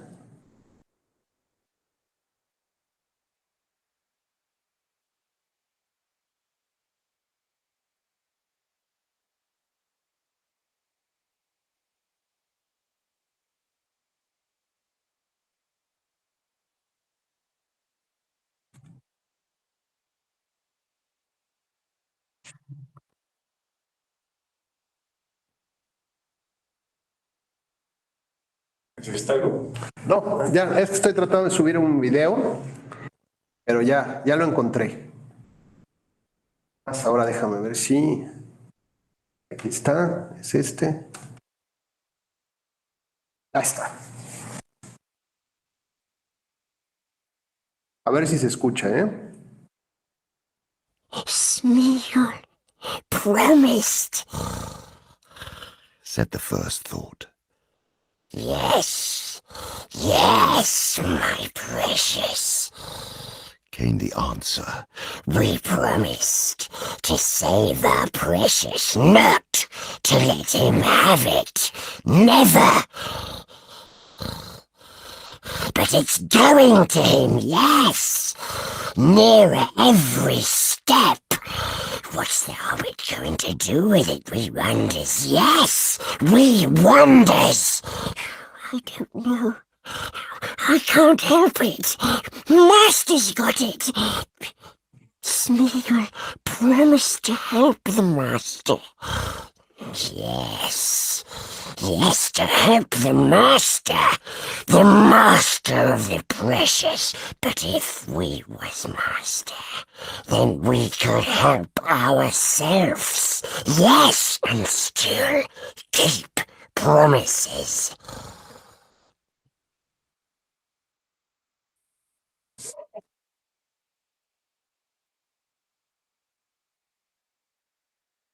Keep promises. But if we was Master, then we could help ourselves. Si tenemos como problemas de internet. Then we could help ourselves. Yes, and still keep promises. Promise to help the Master. Yes. Yes. Said the first thought.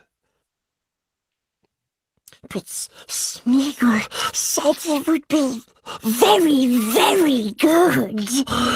Mess yourselves. Not us, my precious. Voy a tratar de recuperarlo porque tenemos ahí un problema. Yes. Yes, my precious. Came the answer. We promised to save our precious, not to let him have it. Never. But it's going to him, yes. Nearer every step. What's the Hobbit going to do with it? We wonders, yes! We wonders! I don't know. I can't help it. Master's got it. Smeagol promised to help the Master. Yes. Yes, to help the Master of the precious. But if we was Master, then we could help ourselves. Yes, and still keep promises. Tenemos ahí un problema, pero bueno, básicamente, déjenme lo que quiero demostrar es que, bueno, lo que está en el fondo es el tema del poder. Y el poder transforma a las personas. Dijimos que era el propio cáncer de la democracia y hay que tener los diques institucionales bien establecidos. Si alguien nos está señalando que uno de los cánceres que están matando la democracia es el rebase a los topes de gastos de campaña, me parece que tenemos que ser mucho más flexibles en el estándar probatorio que utilizamos para poder comprobar este tipo de temas. Cuando se trata de derechos humanos, la Corte Interamericana ha señalado que en el análisis tienes que utilizar un estándar probatorio flexible. Tienes que analizar la facilidad con la que puedes acceder a la prueba para poder cambiar la clásica, en el clásico enunciado del que el que afirma está obligado a probar. Ahora tienes que cambiar esa frase a una carga dinámica de la prueba. Esto es, que si está en tu posibilidad de mostrarlo, lo tienes que aportar. Si tienes dificultad de aportarlo, ese elemento, tienes que ir cambiando, avanzando, hasta tratar de llegar incluso a cambiar la carga probatoria. El sujeto denunciado es el que tendría entonces la obligación de probar, y si no lo hace, entonces todo va en contra de esa persona o de ese aspecto. ¿Cuáles, digamos, hay datos, hay conductas que afectan un proceso electoral, pero ya vimos que no necesariamente por el tiempo, por la preparación, por la dificultad de conseguir la prueba, por el sistema de valoración probatorio, por los distintos estándares que nos piden para llegar a la nulidad, probablemente no cambien el resultado de una elección, no se anula una elección, pero mandamos un mensaje muy claro a los partidos o actores políticos de sigue buscando el tesoro, ¿no?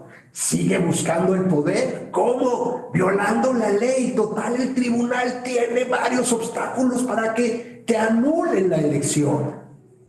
¿Qué te impide ahora traer dinero del clero, del extranjero? ¿Qué te impide eso? Si además el castigo no va para ti, el castigo va a ser para quien no puede probarte esos hechos. El castigo va no para el que mata, no para el que viola, sino va para la propia víctima. ¿Por qué te vestiste así? ¿Por qué no pudiste probarlo en el expediente? Me parece que ese cambio de chip es uno de los grandes retos que deberíamos de afrontar como sociedad. El tribunal ha mostrado también en otros asuntos la disminución del estándar probatorio, por ejemplo, la utilización de símbolos religiosos o, en su caso, la intervención del clero en Tlaquepaque, Jalisco, por ejemplo, con unos tweets o unos mensajes que mandó un alto jerarca de la iglesia y con un poco de porcentaje de diferencia de votos que había entre el primer y segundo lugar, se anuló una elección. ¿Había elementos objetivos para demostrar en quiénes mentalmente se había afectado unos mensajes? Por supuesto que no. El tribunal baja el estándar probatorio y el mensaje que quiere dar de inmediato es: señores del clero, no pueden intervenir en las elecciones, porque a la primera les anulo. Y manda un mensaje a la sociedad diciendo: tranquilos, que aquí está su autoridad electoral que puede controlar que estos vicios no se estén dando y haya un fortalecimiento de la democracia. ¿Por qué no hacer lo mismo con el tope de gastos de campaña? ¿Por qué necesariamente tenemos que ajustarnos y acreditar exactamente cuando sabemos que el daño que estamos provocando en las elecciones es muchísimo mayor. No en este proceso, finalmente será a la democracia. Pues queridas compañeras y compañeros, ojalá les haya gustado este conjunto de reflexiones. Estoy como siempre a sus órdenes y bueno, pues seguramente nos estaremos viendo a la vuelta de la esquina, como digo, en algún otro curso. Me encantará volverlos a saludar personalmente y sobre todo, si esto les gustó, pues les pido que nos ayuden también en Twitter haciendo comentarios, ya sea los personales, que se nos agradecería mucho, y si no, pues para que más personas también pudieran tener esta capacitación o estos conocimientos, porque ahora es tiempo de la ciudadanía, no de los partidos. Muchísimas gracias. Les deseo que pasen una excelente noche. Gracias, gracias. Nos Gracias, vemos. doctor. Gracias, maestro. Buenas Muy noches. buena noche. Igualmente, gracias. Muchas gracias, doctor. Hasta luego. Que descansen. Hasta luego.